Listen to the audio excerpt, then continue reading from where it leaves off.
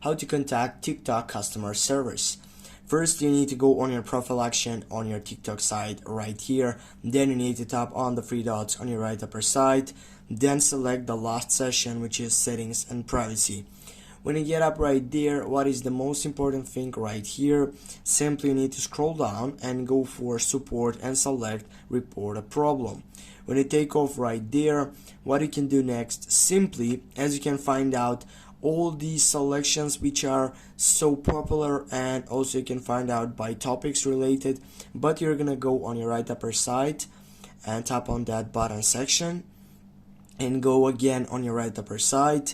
And from now on, guys, here you're gonna be available to contact the TikTok customer service. You can tell your problem right here. You need to get as many details as you can to try to fix that problem, and then you can also add photos from your gallery and videos from it. And then when you go report, after adding some of these sites, when you go report, you will need to wait 24 hours to get that feedback from the supporting system of that customer service on TikTok.